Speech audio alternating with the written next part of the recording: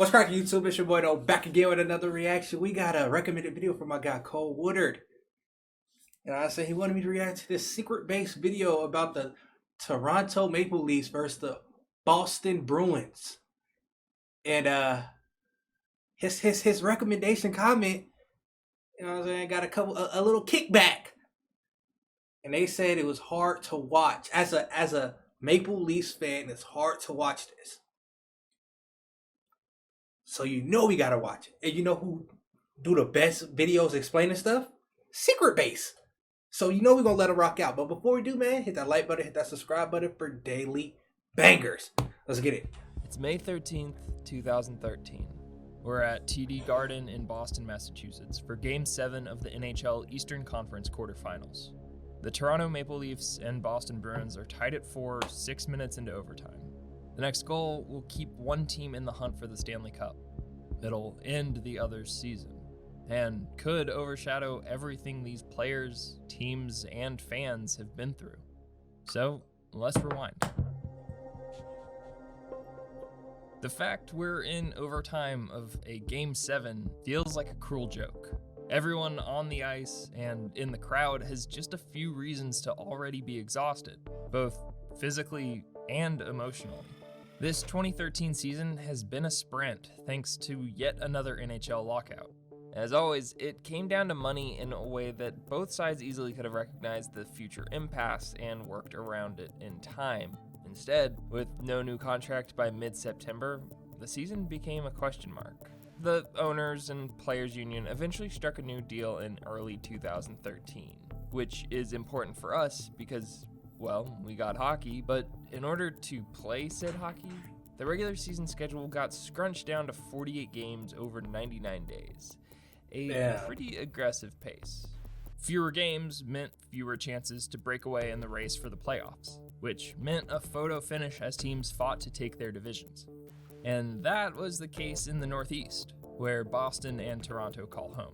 On April 11th, the Bruins sat on top, 1 point ahead of Montreal, with the Leafs not far behind. Boston even had a shot at claiming the top spot in the East if the final stretch went their way. However, the weeks that followed defined the Bruins' season on and off the ice. Their offense hit a wall. They managed more than 2 goals just once in their final 9 games.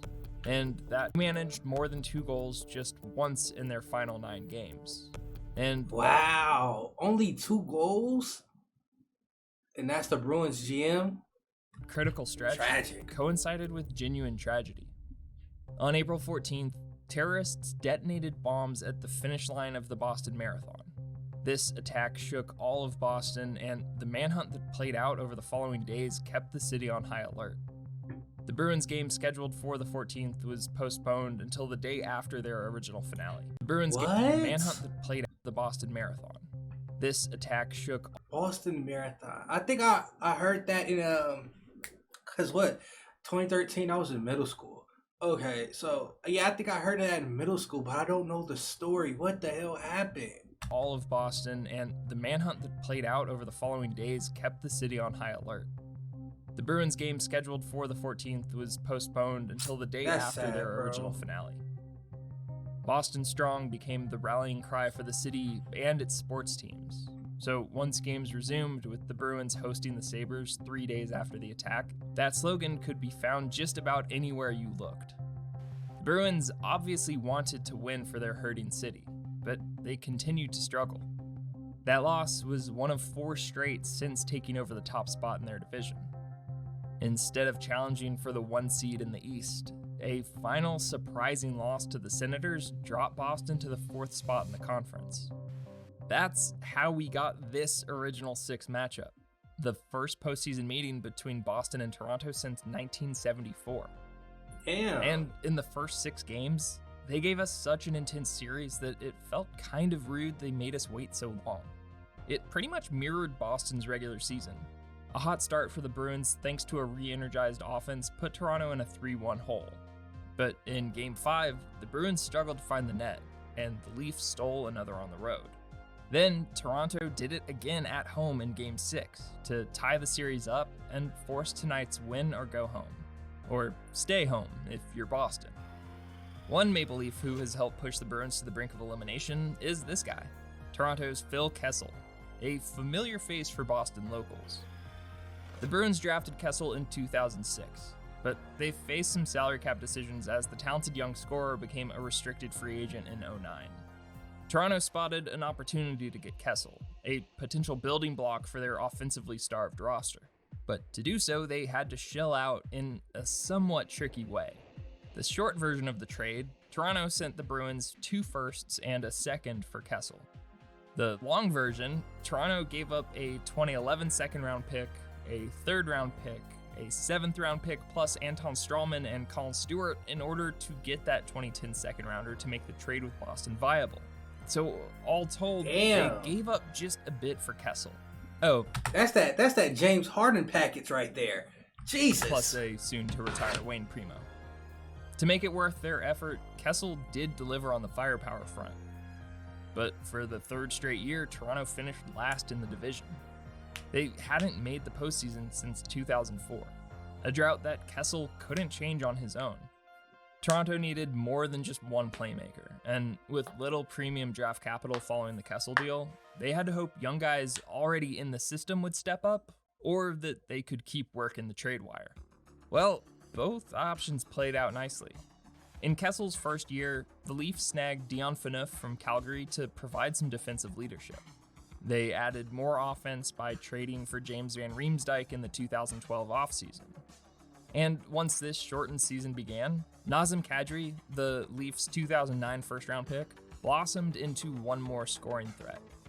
For one of the youngest teams in the league, a shortened season presented an opportunity to just go out and play. Not much time between games to worry as they learned on the fly. Plus, they had plenty of experience behind the bench. The Cup-winning Randy Carlyle called the shots for his first quote-unquote full season in Toronto. It may have taken longer than they would have wanted following the Kessel deal, but the team around him finally got where it needed to go. The Leafs made their first postseason in nearly a decade, and through this entire season and into tonight, proved that wasn't a fluke. Despite being on the road and giving up the first goal to a tough, defensive-minded... I thought the Maple Leafs were a good, solid team. You know, like the Celtics, they always make the playoffs no matter what. I thought the Maple Leafs was like in that same boat. I guess I'm wrong. Somebody in the comments let me know, was this just for that 10 years and they've been doing their thing ever since? Because I don't want to be wrong. Is it Austin Matthews on the Maple Leafs now? The Bruins team, the Leafs I don't know. dominated I don't remember. tonight. Toronto used their speed to pester Boston.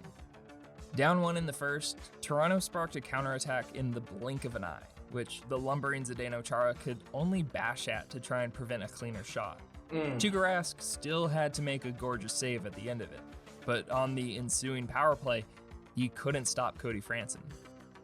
Tied at 1 in the second, Toronto again put their speed on display with some dump and chase. I ain't gonna lie. Tied at 1 in the they second, moving, bro. Toronto again put their speed on display with some dump and Buddy chase ass was before moving. the puck made its way back up to the blue line for this absolute snipe. Franson and Toronto got their second and took a 1-goal lead into the third. And before we got to the third, the Boston faithful let the Bruins know how they felt about their performance. And yes, Austin Matthews is on the Maple Leafs. That's a W for me right there. Boston looked sluggish. They looked unprepared for what Toronto could do. And that continued right here, 2 minutes into the third. After Toronto flew into the Bruins' end, Van Riemsdyk threw one on goal that Rask fended off. But look at this issue. Kadri near the net, Bruins saw him, that's fine. But there was at least a stick length between any defender and Kessel, which made this cleanup pretty easy. And back to the whole being fast thing, Kadri slipped while getting the puck to Kessel, but still had the speed for this 2-on-1 to convert.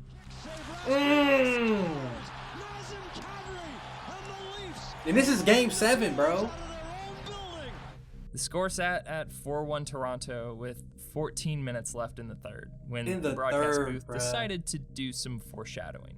The Toronto Maple Leafs, unless they suffer a colossal collapse, are going to eliminate the Boston Boston Bruins. Well, how about that? Before we get to that collapse, we need to understand this Bruins team. We know our boy Phil used to wear the B, but he also helped get Boston to where they are. This is Tyler Seguin, down near the post. Seguin is here because of Kessel. When the Leafs traded away all those future picks, one of them ended up being the second overall selection in the 2010 draft. That's how Boston managed to get Seguin, an NHL-ready center who drew some decent comparisons. But he landed on a team that didn't need him to be the next Yzerman just yet. The Bruins had experience throughout the roster. Seguin joined a 2010-2011 squad that battered opponents. They leaned on a strong defense captained by Zdeno Chara, plus talented netminder Tim Thomas. Offensively, they shared the load. Milan Lucic led the team in goals, but likely just shared the lead for most opponents pissed off with a few other guys, including Chara and Brad Marchand. And while we'll get to Patrice Bergeron, who this team seemingly couldn't have gone without, for a stretch of the playoffs back in 2011, they did have to go without him, and that's when Seguin had his first chance to step up. With Bergeron out in the conference finals, Seguin stepped in and contributed 6 points in his first 2 career playoff games. He helped Boston win the 7-game series to reach the finals, then capped off his rookie season by hoisting the cup.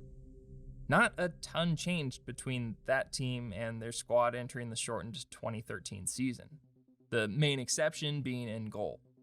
With Thomas no longer in Boston, Tuukka Rask took full control. He'd been the primary goaltender during the 2009-2010 season, even led the league in save percentage and goals allowed, but lost out to Thomas ahead of the run to the cup. Without having to look over his shoulder, Rask returned to form, nearly matching those numbers in 2013. But as we know, tonight wasn't exactly his best. Down 4-1 with 11 minutes left in the third, the Bruins needed a spark. Or 3, really. Boston had looked slower, they'd been caught out of position, they just hadn't had it. But all of that can change with 1 goal, and Lucic took it upon himself to almost single-handedly will Boston back into the game. It started as he brought the puck in up the left side. Like Dr. Grant using a flare to distract a T-Rex, all eyes went to Lucic and David Krejci crashing the net. So when Lucic perfectly threaded the puck through traffic, Nathan Horton got a chance to put it away. Jesus Christ. But jumping ahead 9 minutes, and the score hadn't changed. Boston was down to their last 100 seconds with an empty net at their end. Even with an extra attacker, Lucic tried to put on a one-man show. A touch pass from Krejci was the only non-Lucic moment as he carried the puck end to end. He passed it to himself while the rest of Boston got into the offensive zone, then settled in front of the net. Given the effort, it only seemed fair for Chara to put one on net without scoring, so Lucic could clean it up. Wow. 4-3 Toronto. Still down a goal. It's getting lit, Boston and Lucic weren't done yet. Now, when talking about Lucic, the word subtlety doesn't really jump to mind, but check this out. That little kick, then a lift of the stick, minuscule moments that allowed the Bruins to keep the puck, which worked its way back to Bergeron, who, well... 53 seconds to go. Bergeron shots. That deflection. Boston did the unthinkable. Lucic powered through that third, and while he wouldn't show up on the stat sheet for that 4th goal, his effort made it possible. See, all the little things matter, bro. You do the little things, and it turns into big things, bro. Bro. That's crazy. Just the thought of him just kicking the puck and all the other things that transpire after that leads to them being tied up. It's crazy, bro. And back to the That's moment, crazy, while bro. he is getting a well-deserved break, the actual goal scorer, Bergeron, is back on the ice. While Patrice deserves credit for getting Boston to overtime, he's also why Boston got to where they are in a much larger sense. Drafted in 2003, he's the longest tenured Bruin. But just 96 games into Bergeron's career, Boston made a major decision. The Bruins traded their captain, Joe Thornton, to San Jose, a move made in order to build the team around Bergeron. The organization believed in his character both on and off the ice so much that they made this stunner of a deal. For a few seasons, injuries left it hard to judge if Boston made the right call.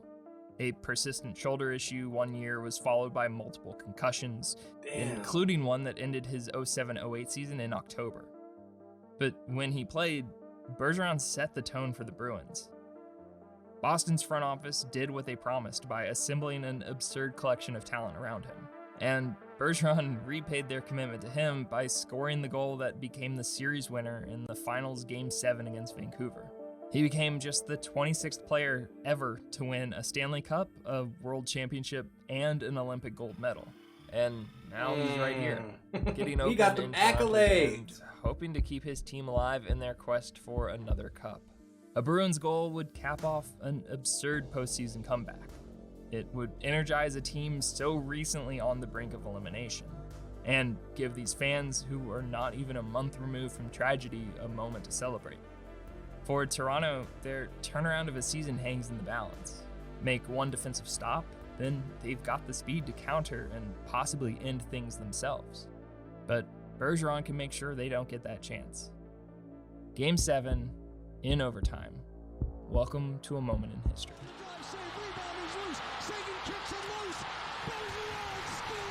Wow.